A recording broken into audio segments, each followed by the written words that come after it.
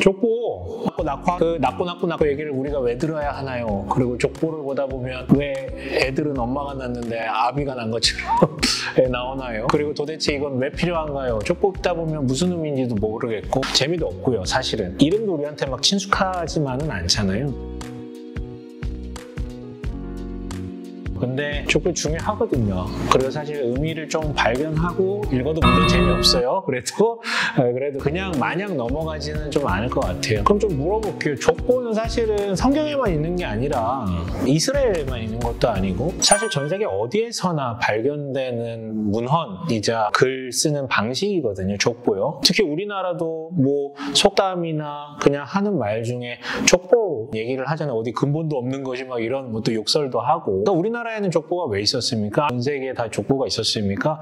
간단해요. 우선 첫 번째로는 정체성 문제 때문에. 정체성 문제라는 건 그거예요.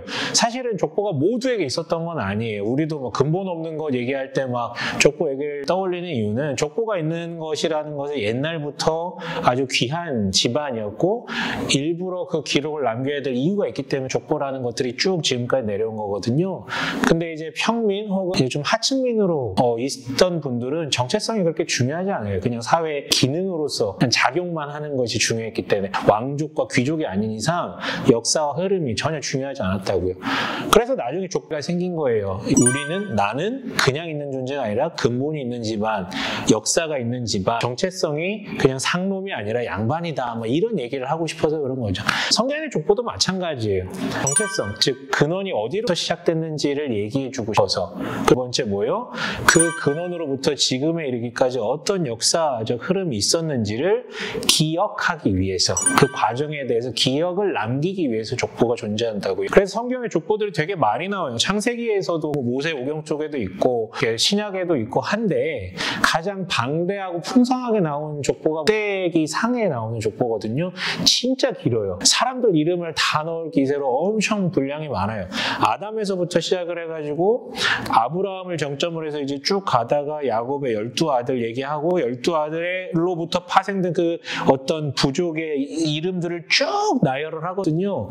이유가 뭘까요? 우리는 아담으로부터 시작했고 아브라함을 조상으로 하는 민족이다. 왜냐하면 역대기 왜 기록됐냐면, 그게 언제 기록됐냐면 유다가 바벨론한테 멸망당하고 다 뿔뿔이 흩어지거든요. 그리고 많은 바벨론으로 끌려가요. 포로로 끌려간다. 거기서 거의 70년, 거의 100년 넘게 머물다가 하나님의 은혜라고 이제 성경을 얘기를 하는데 해방령이 반포돼서 고국으로 돌아옵니다. 돌아와서 막 성전도 짓고 하는데 어쨌든 중요한 거는 예배드릴 장소, 자기들의 정체성이니까. 근데 하나의 정체성이 더 필요했어요. 뭐냐면 역사. 우리는 도대체 어떤 사람들이냐. 우리의 근본은 아담, 특별히 아브라함이라는 사람으로부터 시작된 근본이 있는 민족이다. 그것을 얘기해주기 위해서, 그리고 나에게 이르기까지 어떤 역사적 흐름이 있었는지에 대해서 기록을 해야 나중에, 지금 여러분들도 마찬가지, 나중 사람들도 우리의 이 과정에 대해서 기억을 계속해서 반복해서 할 수 있기 때문에 이제 족보가 남겨졌다라는 것이죠. 근데 여기까지의 내용은요, 사실은 우리나라의 족보도 해요. 약간 뭐 쓰는 방식은 다를 수 있겠지만 비슷하거든요. 근데 성경의 족보는 제3의 기능이 있어요. 이것 때문에 다른 족보들과 차이가 있어요. 뭐냐면 주고 싶은 메시지가 거기 담겨져 있다라는 거예요. 즉 단순히 우리가 어디로부터 시작돼서 어떤 과정을 거쳐왔는지에 대한 사실을 기록하는 것을 넘어서 그 족보를 통해서 주고 싶은 메시지가 있다라는 거. 이거 되게 중요해요. 그래서요, 마태복음의 족보 같은 경우에는요, 뭘 위한 복음서냐면 유대인들에게 복음을 전하기 위한 복음서예요. 유대인들에게는 뭐가 중요했냐면 그러니까 복음서라는 게 예수가 메시아다라는 사실에 대해서 설명하는 거잖아요. 그분의 언행을 통해서, 그리고 그분을 통해서 일어난 일들, 이런 것들. 근데 유대인들에게 더 중요한 건 뭐냐면 그 사람의 혈통이 무엇이냐가 중요했어요. 왜냐하면 구약에서 메시아를 주시겠다는 하나님의 예언들이 내포되어 있는데 그 예언에 걸맞느냐 아니냐가 중요해요. 그래서 마태복음을 보면 예수님이라는 분이 구약 그 예언 예언들에 부합한 분이다라는 얘기에 점을 맞춰서 계속해서 얘기를 해요. 다른 부분과 다른 게 거기에 초점이 맞춰. 그래서 중요한 거는 아브라함의 후손이고 다윗의 후손이고 유다 지파이다라는 얘기를 꼭 해주고 넘어가야 될 필요성이 있었기 때문에 마태복음은 족보로 시작을 하는 거예요. 1장 자체가. 근데 재밌는 건요. 누가복음에도 동일한 족보가 있어요. 예수님의 족보 얘기가 나와요. 요한복음하고 마가복음은 실을 필요가 없다고 생각했는지 싣지 않았는데 누가복음에는 동일하게 예수님의 족보가 나온다고요. 그거 완전 달라요. 족보는 뭡니까? 시조로부터 시작해서 점점 온다 그랬죠. 근데 성경의 족보는 중간중간 비어있는 데가 있다라는 얘기를 했어요. 일부러 라임을 맞춰서. 근데 두 번째로 뭐가 다르냐면 특히 누가복음 족보는 역순이에요.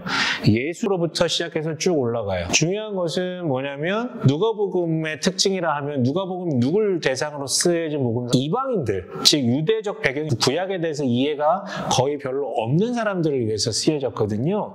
그러다 보니까 예수님으로부터 시작을 하는데 그래서 뭐 쭉쭉쭉쭉 올라가요. 그래서 그 마지막에 어떻게 결론이 나냐면 아브라함 끝나는 게 아니야. 유대인을 위한 복음서였으면 아브라함에서 끝냈지만 더 그 위로 올라가요. 그래서 창세기에 있는 족보들까지 따와가지고 그 위는 하나님이시라라고 하고 이제 끝나요. 말인즉슨 뭐냐면 예수라는 분이 메시아다라는 것을 얘기할 때 유다와 다윗의 자손이다라는 걸 얘기하는 게 가장 큰 근거였다면 이가 메시아다라는 얘기를 구약적 배경이 없는 사람들한테는 하나님과 연결을 지어야만 신으로부터 나온 분이다라는 것이 이해를 할 수 있기 때문에 그냥 그 얘기를 하는 거예요. 다만 1장에서 얘기하지 않죠. 3장인가 4장에서 그 얘기를 합니다. 그러니까 필요한 위치에 필요한 방식대로 역순이라는 순서를 정해가지고 그래서 바로 이 세 번째 신학적 메시지를 전달하고 싶은 이유가 성경의 족보가 다른 곳에서의 족보와 많이 차이나는 이유예요.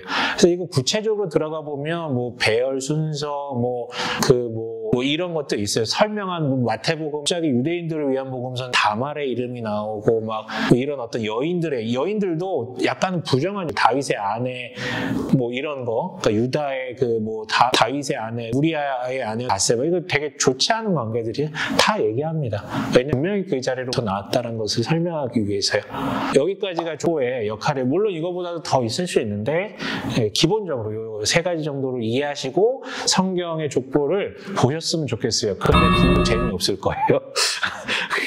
그냥 넘어가셔도 무방하지만 이 정도, 그 의미 정도만 좀 해설의 도움을 받고 넘으셔도 무방합니다. 구독 좀 찍어주세요. 좋아요 좀 찍어주세요. 네. 그거랑 별개로 혹시 기독교에 대해서 혹은 목사라는 직에 대해서 궁금하시거나 뭔가 조금 듣고 싶은 얘기가 있다면 그 메일 주소가 있거든요. 아니면 거기 아마 링크가 있어요. 들어가서 이제 입력할 수 있는 그곳으로 조금 얘기 좀 써주시면 좋을 것 같습니다. 꼭 부탁드리겠습니다.